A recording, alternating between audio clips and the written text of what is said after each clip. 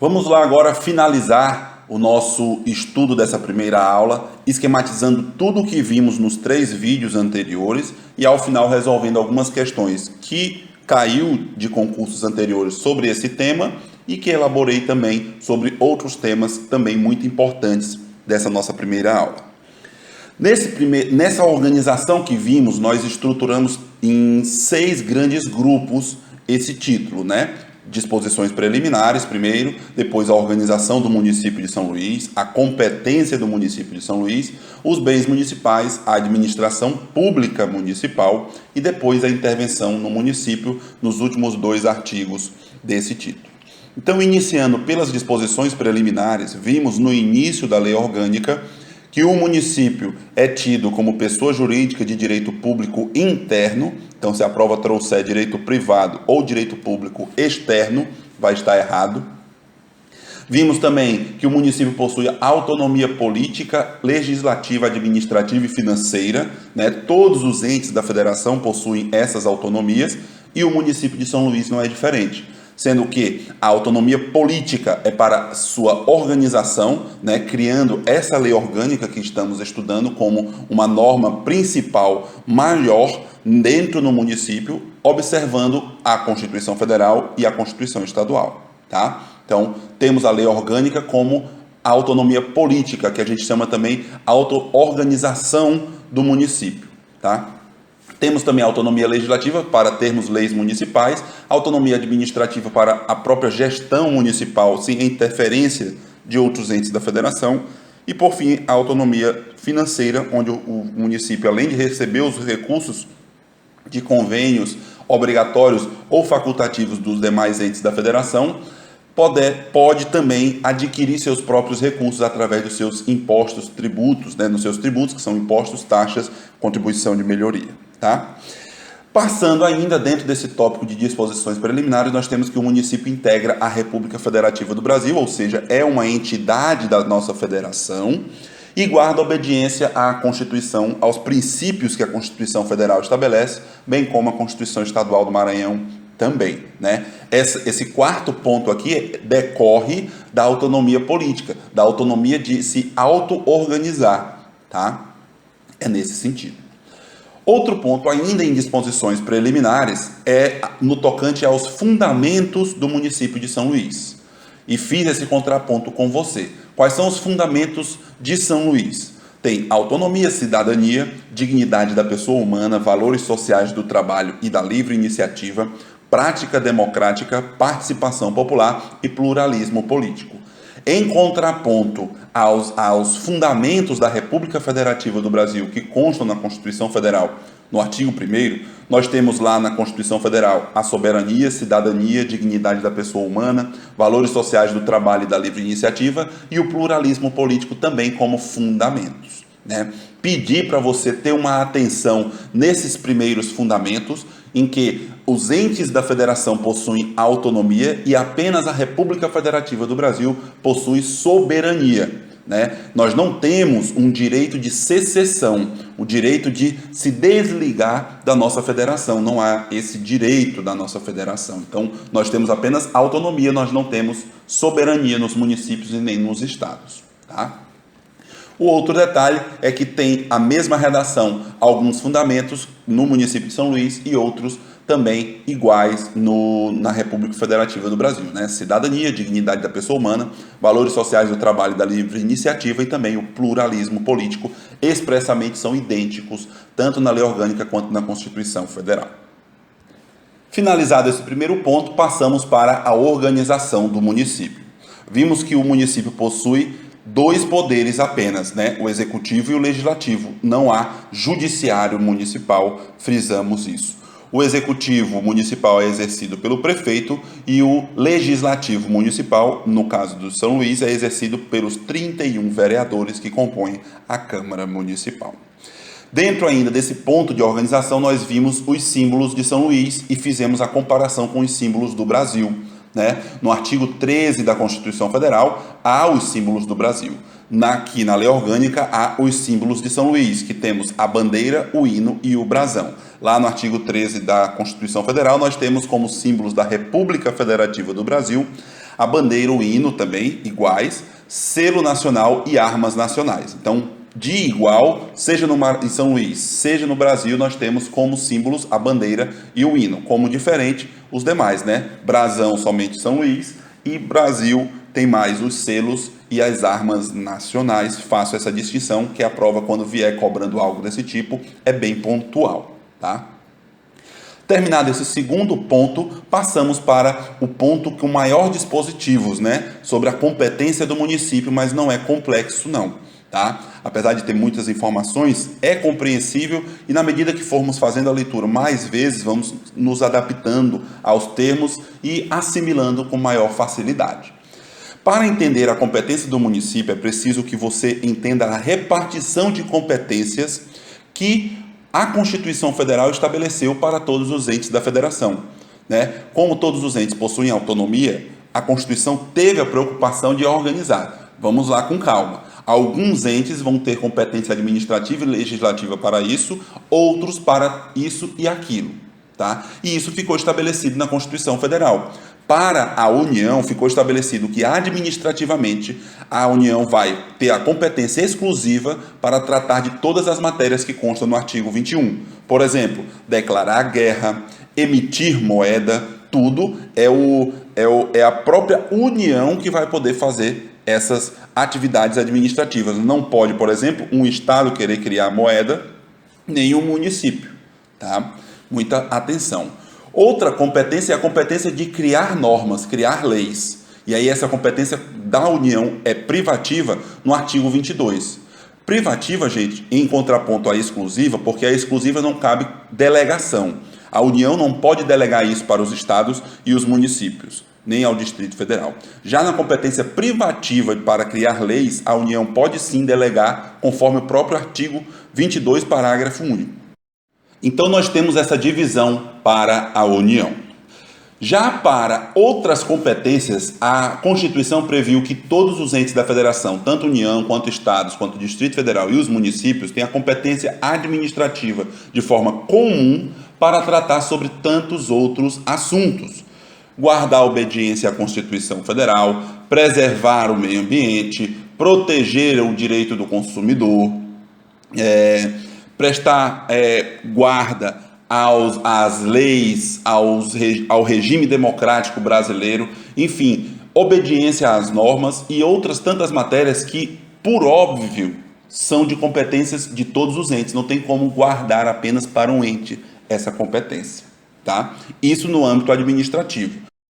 Em outro âmbito, nós temos a competência concorrente entre os entes da federação. Expressamente, a Constituição Federal, no artigo 24, estabeleceu apenas que cabe à União, aos estados e ao Distrito Federal legislar concorrentemente sobre as matérias que constam lá. Direito tributário, direito financeiro, urbanístico, penitenciário, também sobre orçamentos, outras matérias que são de interesse de todos os entes da federação, mas deixou de fora os municípios.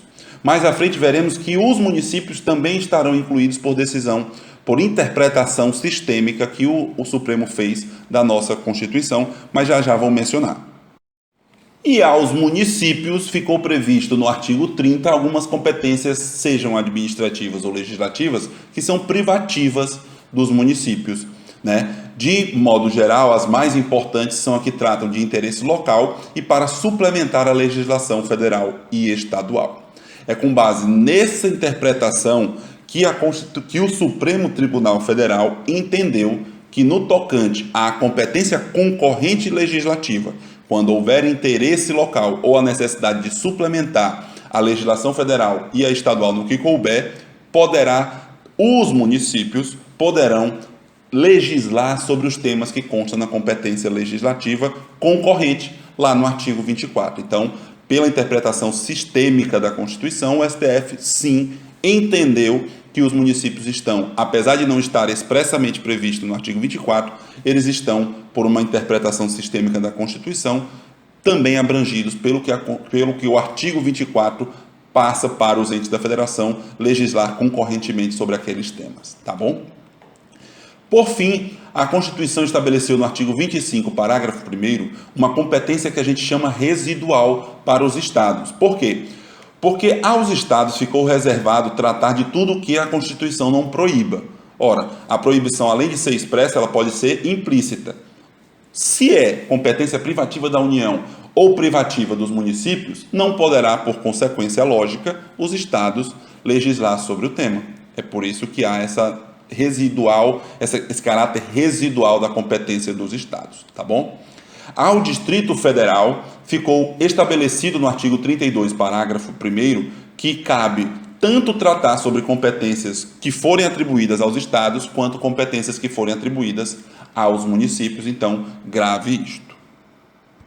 No tocante aos bens do município de São Luís, a principal disposição que destaquei a você foi a possibilidade de alienação dos bens municipais, ou cessão de direito de uso. A gente viu que essa alienação ou cessão dos bens municipais pode acontecer a qualquer momento nos 3 primeiros anos do mandato do prefeito, e no último ano vai haver uma proibição em determinado tempo, que a gente destacou para você olhar o tempo que vai ser da eleição e voltar 6 meses antes. Então vai voltar até abril do último ano do mandato, até o final do mandato do prefeito. Essa proibição é expressa na nossa lei orgânica. Então, não pode haver alienação ou cessão de bens municipais no último ano do mandato do prefeito, até 6 meses antes das eleições municipais. Então, vamos para as eleições em outubro, voltamos 6 meses.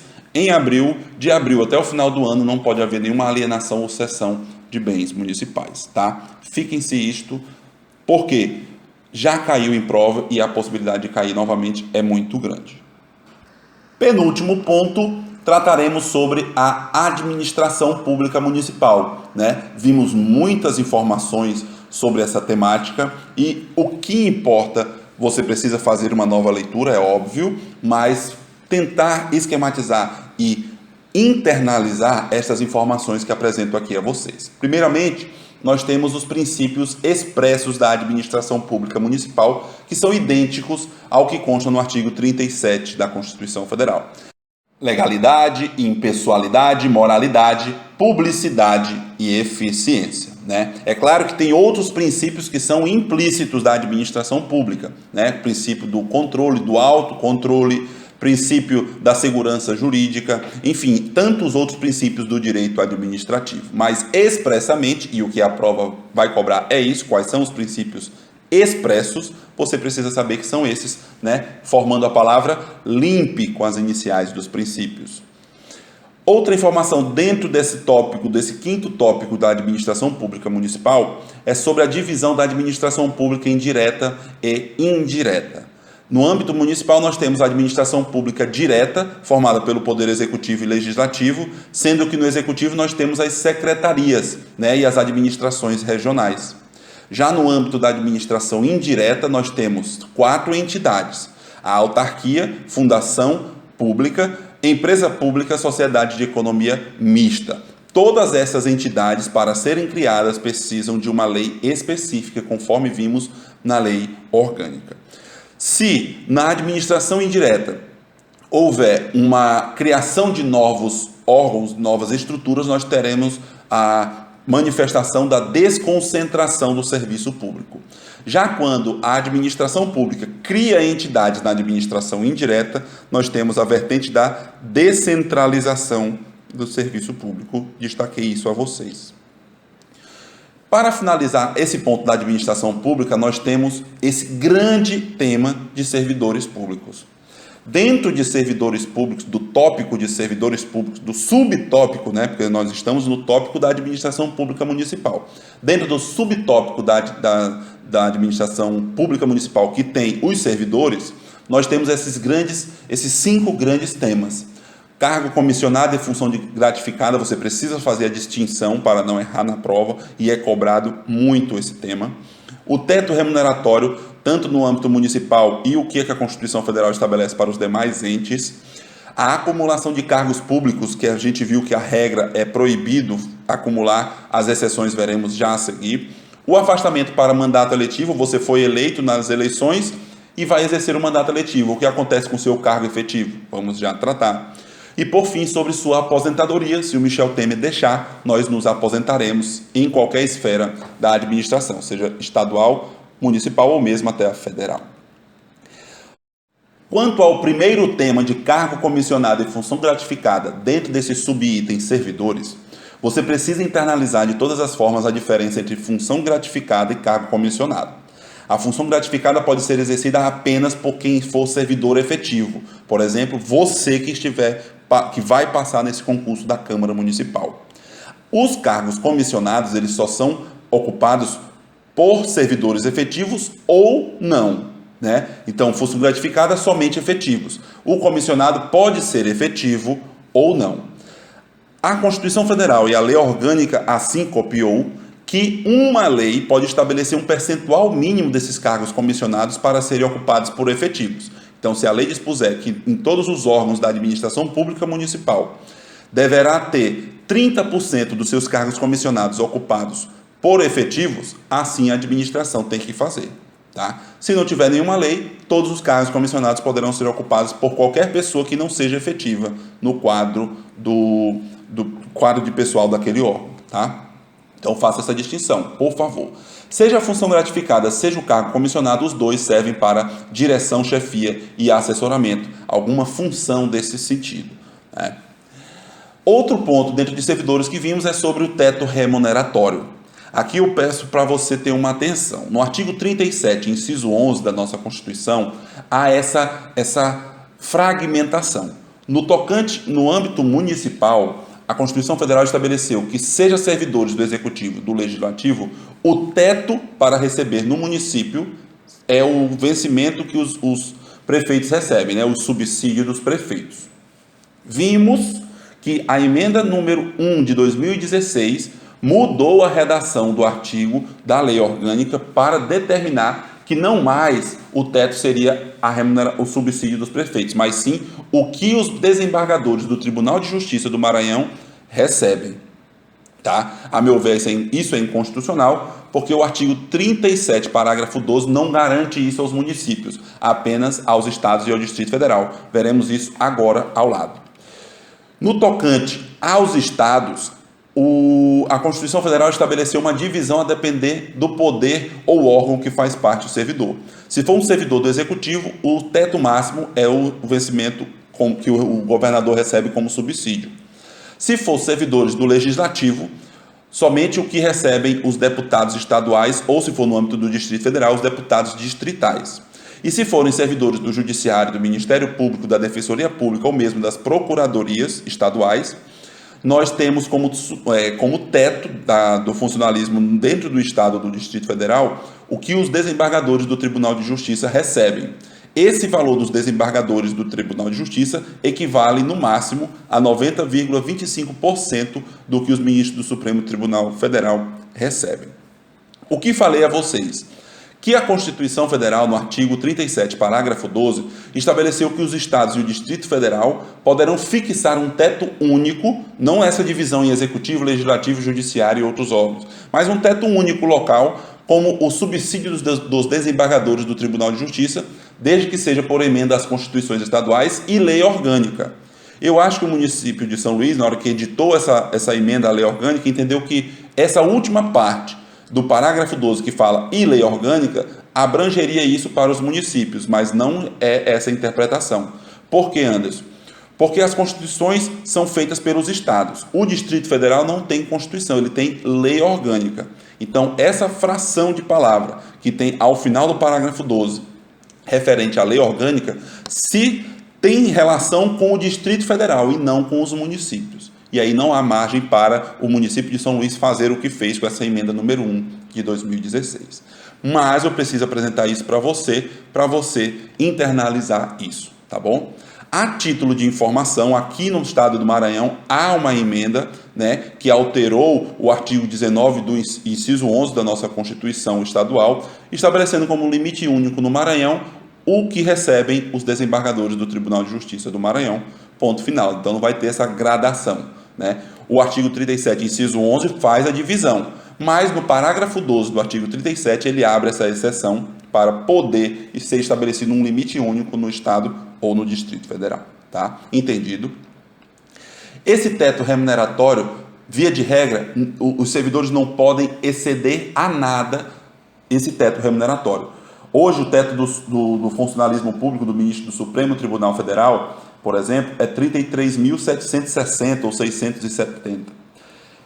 Nenhum servidor que tenha um cargo público pode ultrapassar esse valor, exceto se for por conta de indenizações, conforme o parágrafo 11 do artigo 37, ou por interpretação que o STF possui agora de 2017, de abril de 2017, pode haver a ultrapassar esse teto quando houver acumulação de cargos. Porque antigamente o teto remuneratório era estabelecido até mesmo para quem acumulava cargo. Como já veremos quais são os casos de acumulação de cargos, tá? Então, o que o STF decidiu em abril de 2017?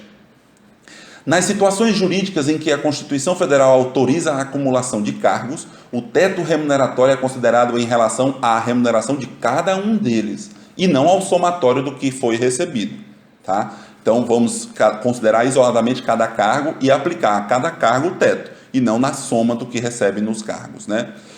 Por que o STF entendeu assim, gente? Porque se a própria Constituição permitiu acumular excepcionalmente apenas alguns casos, não poderia haver essa limitação do teto remuneratório. Então, vamos aplicar o teto apenas cargo a cargo, e não no somatório deles.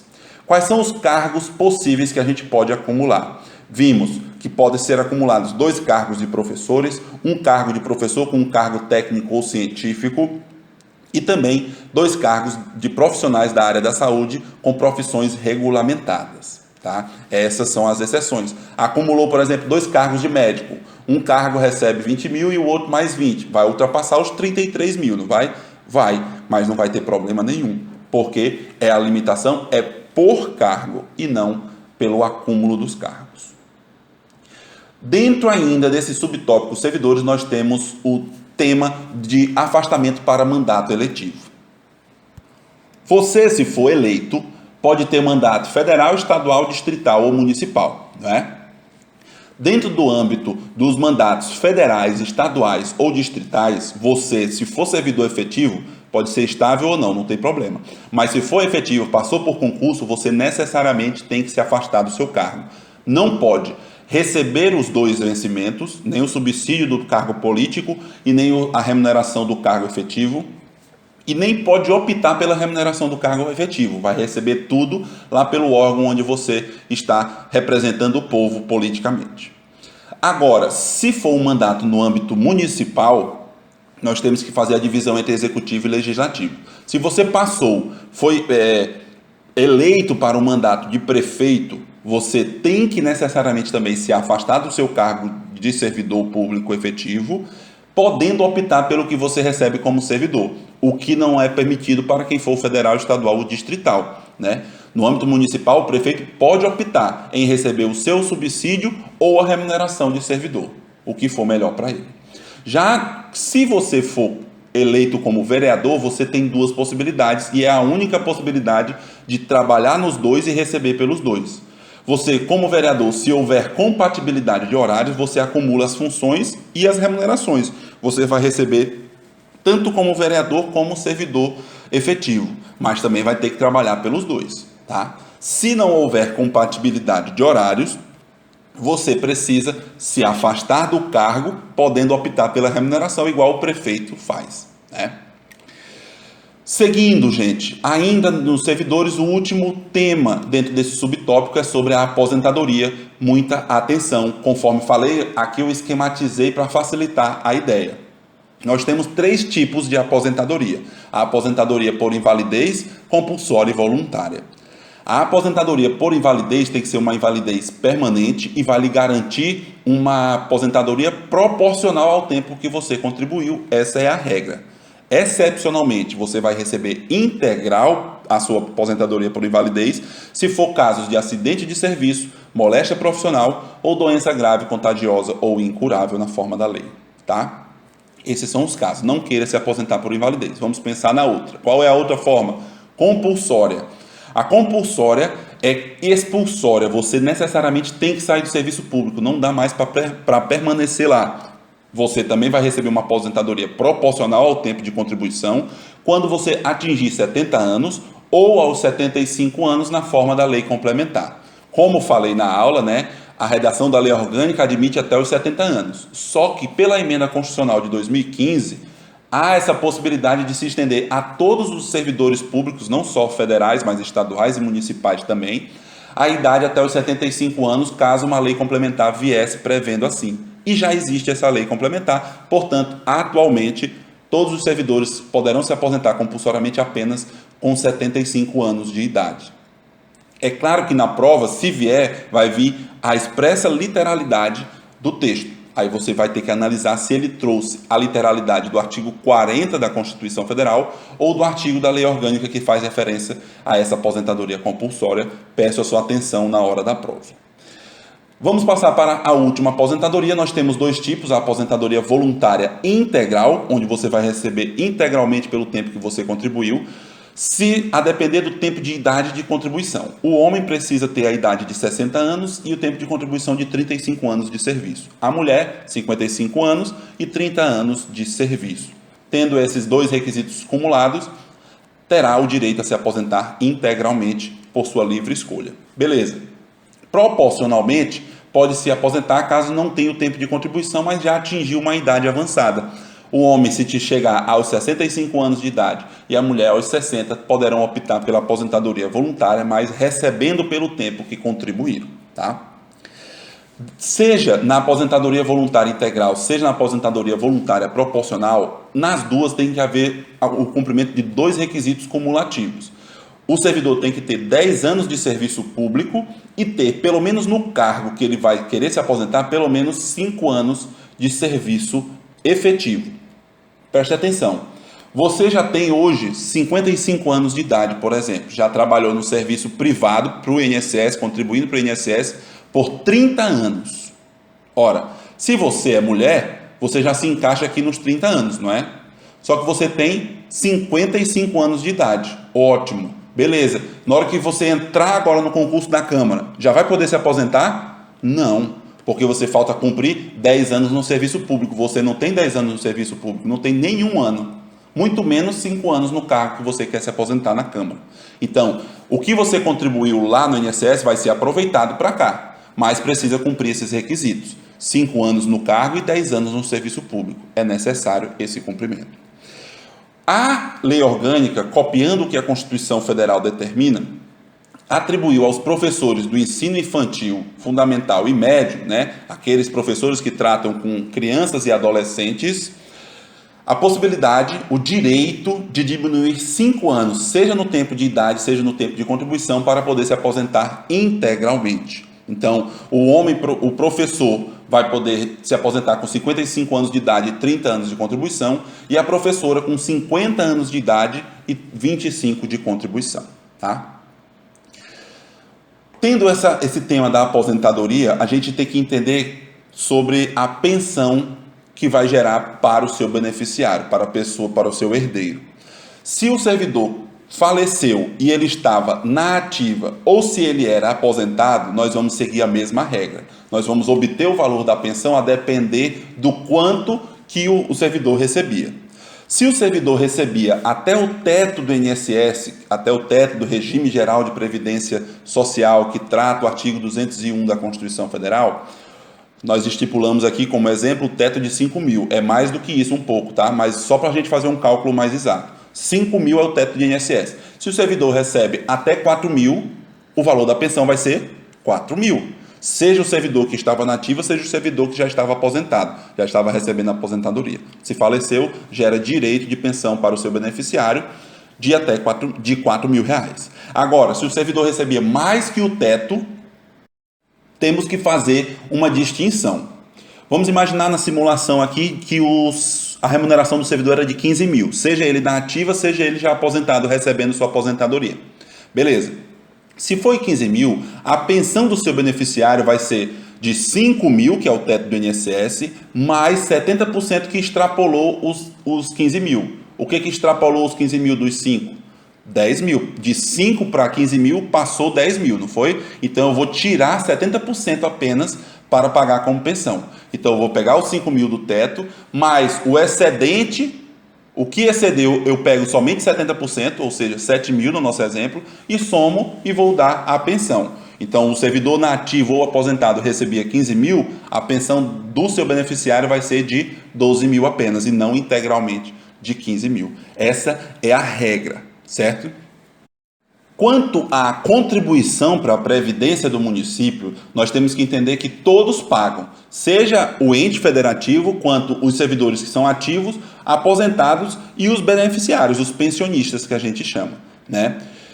Para os servidores ativos, o cálculo é feito de uma só forma. Se ele recebe 1.000, vai pagar 11% em cima de 1.000. Se ele recebe 15 mil, ele vai pagar 11% em cima de 15 mil. Como no nosso exemplo aqui, ele vai pagar 1.650 de previdência. Tá bom? Agora, se o servidor já está aposentado ou é o pensionista que está recebendo, seja um, seja outro, os dois vão contribuir. Se a aposentadoria ou a pensão é de 3 mil reais, eles não vão pagar nada. Por que, Anderson? Porque não excede o teto do INSS. Como nosso exemplo aqui, o teto do INSS é de 5 mil, os 3 mil não extrapolou, então eles não vão contribuir com nada, tá? Atenção. Agora, se a pensão deles ou o provento do aposentado é excedente ao teto do INSS, nós vamos fazer uma contribuição da seguinte forma. Nós vamos pegar o que excede e aplicar os 11%. Ou seja, se o servidor recebe 15 mil reais, o servidor aposentado ou o pensionista, né?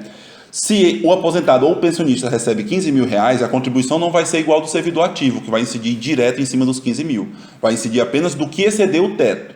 O teto é de 5 e ele recebe 15 mil, o que excedeu os 5 mil foram apenas 10 mil. Então eu vou aplicar os 11% em cima dos 10 mil e não em cima dos 15 mil cheios.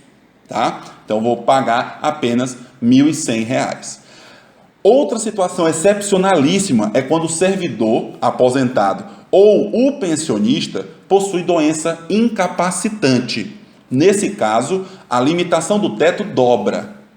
Vejam, eu vou contribuir o que exceder o dobro do teto.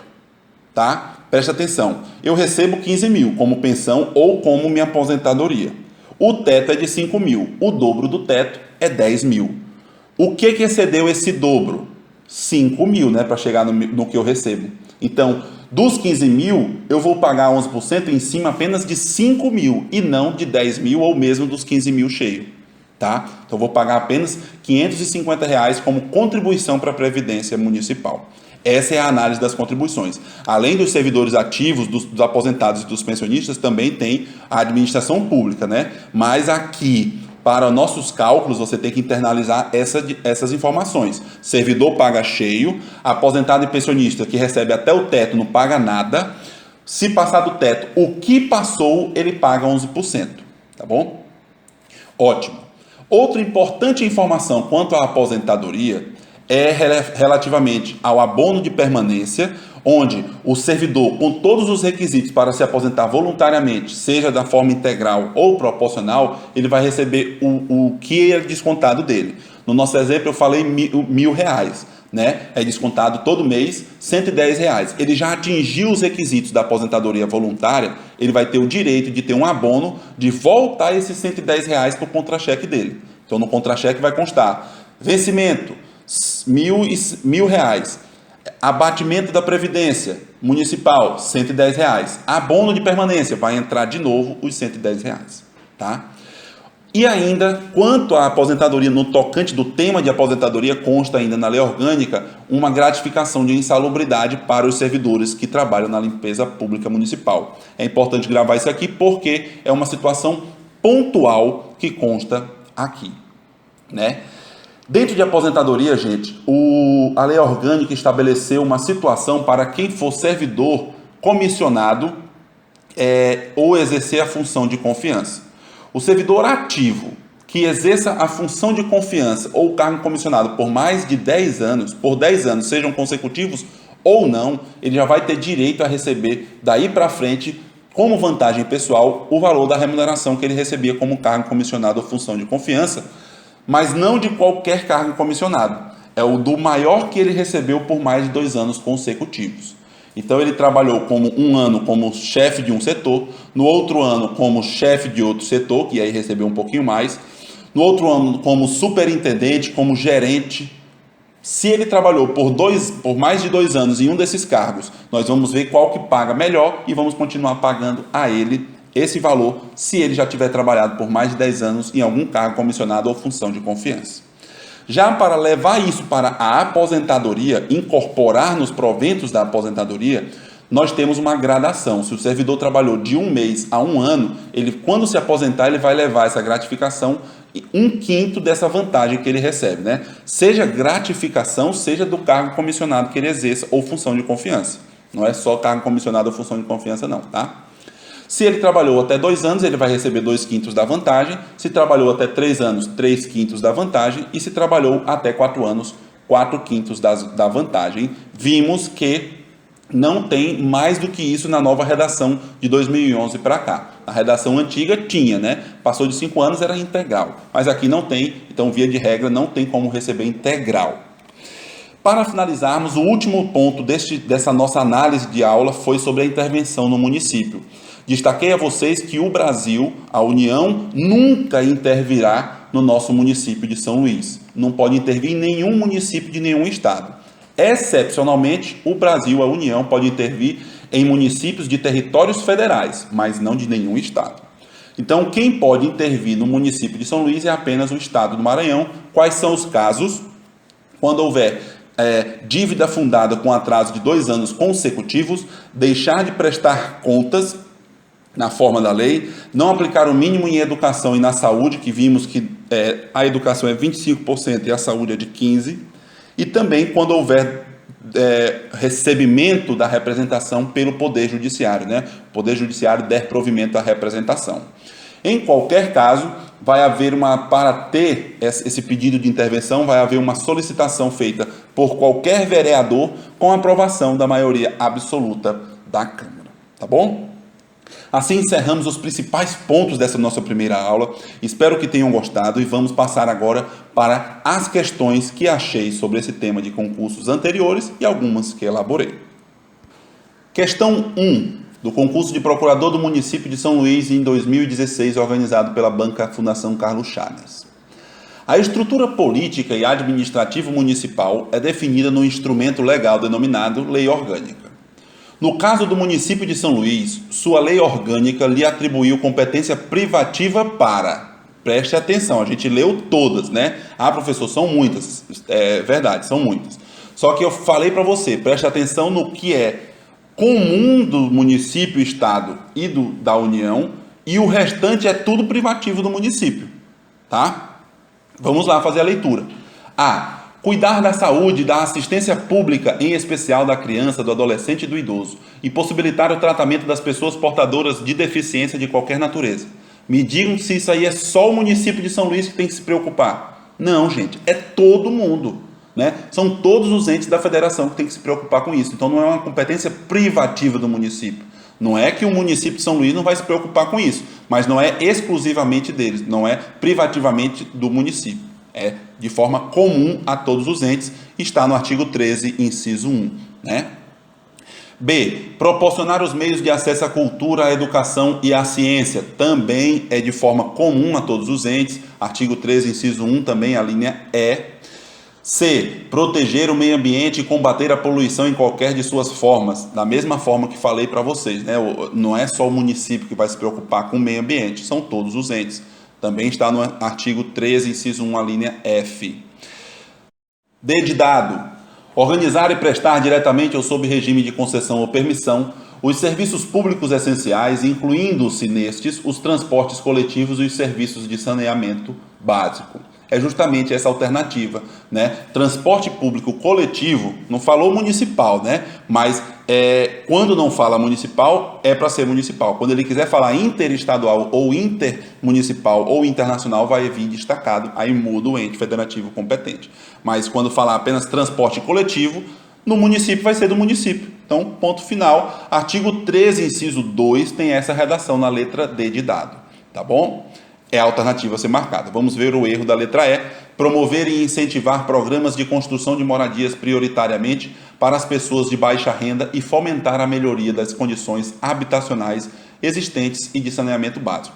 Vejam que todas as outras alternativas estão na lei orgânica, né? São competências também do município, mas não privativas. São competências comuns, né? Do município, do Estado do Maranhão e da União do Brasil.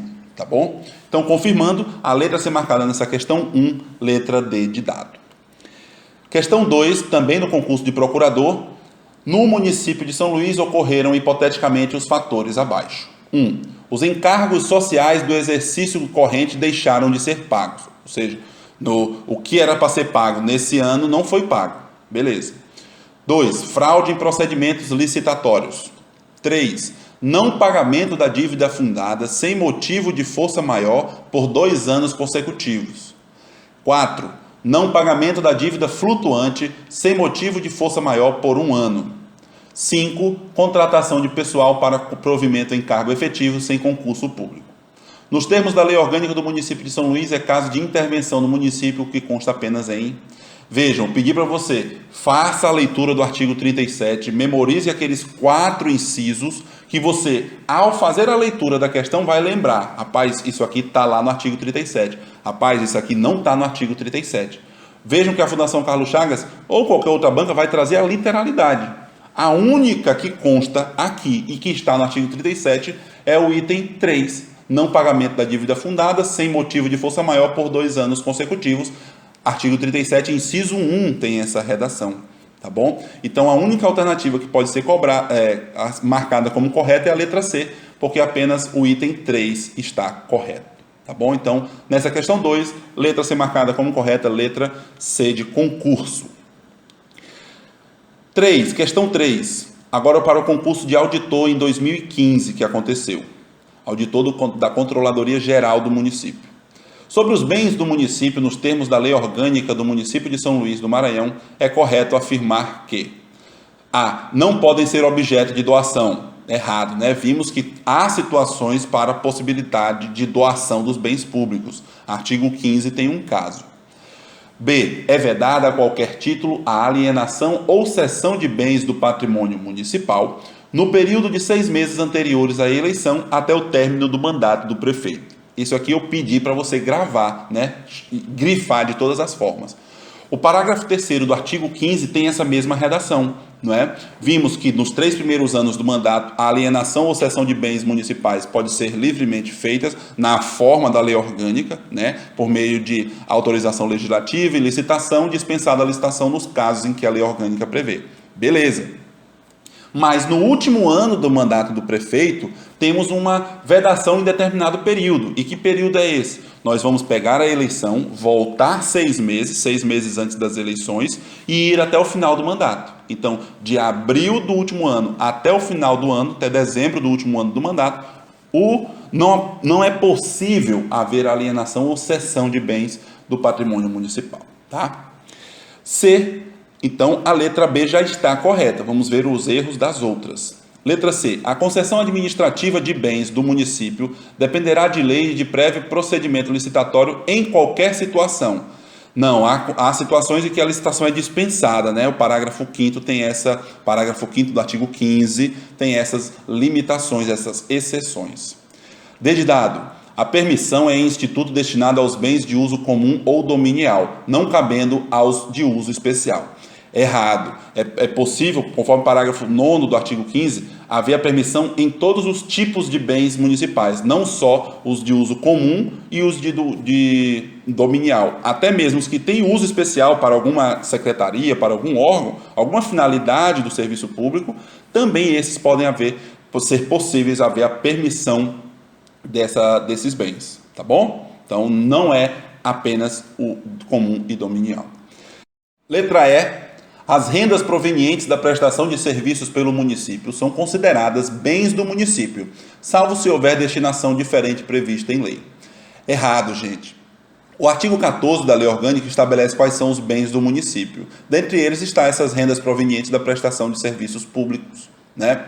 Não há essa exceção, não há essa ressalva. Mesmo que haja previsão em lei, ainda assim vai continuar sendo bens do município essas rendas, tá bom? Então a letra E está incorreta, confirmando nessa questão 3 a letra ser marcada como correta, a letra B de bola.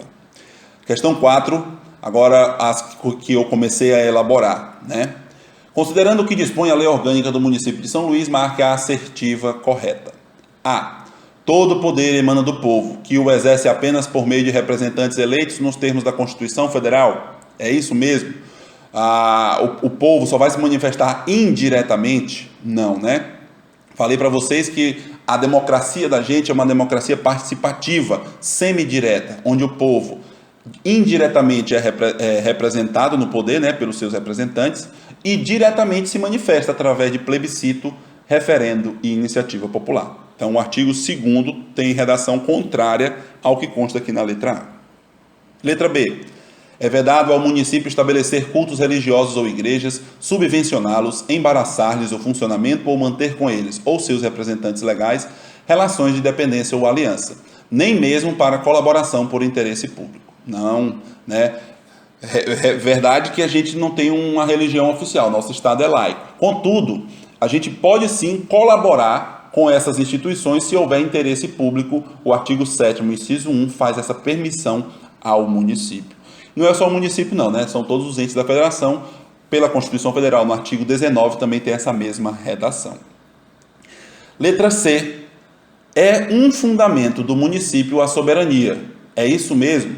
A gente viu que fundamento do município não é soberania, é a autonomia. Soberania quem tem é apenas a República Federativa do Brasil, conforme artigo 1º da Constituição Federal. O município de São Luís e qualquer outro município ou qualquer outro estado não tem soberania, não tem direito de secessão, direito de sair da nossa federação, né?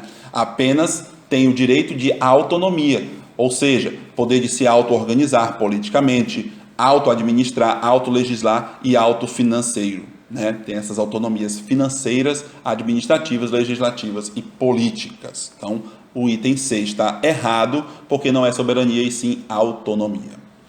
D. O município de São Luís é um ente da federação, com autonomia apenas política e administrativa. Faltou duas, né? O artigo 1º ainda coloca as legislativa e financeira. Até mencionei agora há pouco. Letra E, portanto, tem que estar correto. O município de São Luís é uma pessoa jurídica de direito público interno, correto. O artigo 1º também tem essa redação, né? Não é uma pessoa jurídica de direito público externo e nem é uma pessoa jurídica de direito privado. O município é uma pessoa jurídica realmente de direito público interno, faz parte interna do nosso país. Então, a letra realmente a ser marcada como correta nessa questão 4 é a letra E. Questão 5, acerca da administração pública municipal, nos termos da Lei Orgânica do município de São Luís, marque a assertiva incorreta. Muita atenção nas provas de concurso, tá? Às vezes você passa batido, até sabe o conceito, mas na hora de marcar, não leu o enunciado direito e marcou a que estava certa e a banca queria a incorreta. Vejam, letra A. O prazo de validade do concurso público será de 2 anos, prorrogável uma vez por igual período e só haverá novo concurso dentro deste período com a mesma finalidade após a convocação dos aprovados. Certo ou errado? Certo, né? Vimos no artigo 16, inciso 2, que há essa previsão do prazo de validade ser exatamente de 2 anos, diferentemente do que tem na Constituição Federal, que é de até 2 anos. E, ao meu ver, isso não é inconstitucional, frisei isso para vocês. Então, a letra A está correta. B de bola. A criação de empresa pública, sociedade de economia mista, autarquia ou fundação pública e suas subsidiárias dependerá de lei específica. Correto. O artigo 16D determina essa criação por lei específica dessas entidades da administração pública indireta. Letra C. Anualmente, a administração direta e indireta publicará no órgão oficial do município, quando houver, ou no local de costume, relatórios das despesas realizadas com a propaganda e publicidade dos atos, programas, obras, serviços e campanhas. Errado, né? Essa periodicidade não é de ano a ano, é de 6 meses em 6 meses, é semestralmente. Frisei para vocês nessa aula que nós temos duas semestralidades, né? Uma é esse relatório do que foi gasto com propaganda e publicidade. A outra é o relatório que o prefeito tem que enviar para a Câmara relativamente aos bens que o município possui e qual está sendo a destinação desses bens. Entendeu? Então não é anualmente, e sim semestralmente. Vejam o artigo 16F, parágrafo único dessa nossa lei orgânica. Então as outras letras têm que estar corretas. Vamos ler. D de dado. Os atos de improbidade administrativa importarão em suspensão dos direitos políticos, correto, não é perda dos direitos políticos, né? Perda da função pública, a função pública realmente vai ser perdida, indisponibilidade dos seus bens e ressarcimento ao erário na forma e gradação na legislação federal, sem prejuízo da ação penal cabível, correto, igual consta no artigo 16G. E letra E. O município e os prestadores de serviços públicos municipais responderão pelos danos que seus agentes nesta qualidade causarem a terceiros, né? Direito, a responsabilidade objetiva do Estado, correto. Assegurado o direito de regresso contra o responsável nos casos de dolo ou culpa. Então aí a responsabilidade subjetiva para com o agente público que praticou a ação. Se comprovar que ele teve esse dolo ou culpa, aí vai ter que haver indenização por parte do servidor. Vejam o artigo 16I, que tem essa mesma redação da letra E. Então, confirmando, está incorreto apenas o que consta na letra C, nessa questão 5. Questão 6. A Lei Orgânica do Município de São Luís estabelece regras sobre o servidor público municipal. Sobre esse tema, marque a alternativa correta. A. O servidor, após 60 dias decorridos da apresentação do pedido de aposentadoria voluntária e tendo completado o tempo de contribuição necessário à obtenção do direito, poderá interromper o exercício da função pública independente de qualquer formalidade. É isso mesmo, gente? A gente viu que sim, né? No artigo 29, há a previsão de que o servidor completou todos os requisitos para se aposentar voluntariamente, fez o pedido e 60 dias depois não houve nenhuma decisão, ele pode largar o serviço e não vai ser penalizado por nada por isso. É isso mesmo que consta no regimento, tá? Então as outras estão incorretas, vamos ver o que está incorreto. B. A lei assegurará ao servidor público municipal duração de jornada de trabalho normal, não superior a 8 horas diárias e 44 horas semanais, facultadas a compensação de horário e a redução de jornada. Errado, né? O artigo 24, inciso 3, estabelece no máximo 40 horas semanais e não 44 horas. Então, letra B está errada por isso. C. São estáveis após 2 anos de efetivo exercício os servidores nomeados em cargo de concurso público. É 2 anos a estabilidade? Não, para adquirir estabilidade, vimos no artigo 32A, que é de 3 anos, né? Conforme também o artigo 41 da nossa Constituição Federal, com a redação dada pela Emenda Constitucional 19 de 98. Letra D. Nenhum servidor poderá ser diretor ou integrar conselho de empresa fornecedora ou que realize a qualquer modalidade de contrato com o município, sob pena de suspensão por 90 dias. A penalidade não é de suspensão. Vimos que a penalidade é de demissão. Essa situação das penalidades vamos trabalhar melhor no Estatuto do Servidor. Mas é outra penalidade, não é suspensão, e sim demissão. O artigo 32E estabelece essa punição a esta situação. Letra E. É permitida a participação do servidor público no produto da arrecadação de tributos e multas, dívida ativa e ônus da sucumbência. É vedada a participação e não é permitida. Tá? O artigo 32F faz essa proibição. O servidor público não pode fazer participação dessas arrecadações. Tá?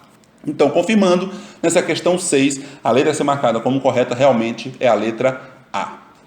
Para finalizarmos este nosso vídeo e essa nossa primeira aula grátis sobre esse tema de Lei Orgânica do Município de São Luís, vamos para a 7ª questão. Conforme disposição expressa da Lei Orgânica do Município de São Luís, fica assegurado aos servidores da limpeza pública municipal a gratificação de insalubridade sobre o salário percebido no importe de 15, 20, 25, 30 ou 35%. Aí não tem o que saber, né? Ou viu ou não viu, não tem como chutar e ter sorte aqui não. Então, vimos que foi estabelecido no artigo 34, parágrafo 23, que é de 25% essa gratificação desses servidores que trabalham com a limpeza pública no município. Tá bom? Confirmando, questão 7, letra C de concurso. Encerramos essa nossa primeira aula, apesar de serem em 4 vídeos, né, extensos, mas são necessários esses vídeos para a gente fazer essa leitura, entender cada artigo e depois fazer essa compilação deste último vídeo. Espero que tenham gostado. Quem ainda não conhece, acesse nosso site lexconcursos.elore.com.br, acesse nossas redes sociais, curta a nossa página do YouTube, a minha pessoal também, de professor Anderson Rocha. Qualquer dúvida, acesse, mande mensagem por WhatsApp, meu contato está aqui disponível, pode ficar à vontade. Se quiser pedir desconto, os nossos cursos, comprando os 3 cursos até o lançamento do edital, está com 30% de desconto, tá? Não precisa pegar cupom nenhum, já está disponível isso no site, fique à vontade, tá bom? Caso você queira comprar apenas um curso, aí entre em contato comigo que eu vejo o cupom para lhe dar os 30% de desconto apenas nesse curso, tá bom? Que você escolher. Assim encerramos, um abraço e espero vocês nas próximas aulas. Até mais!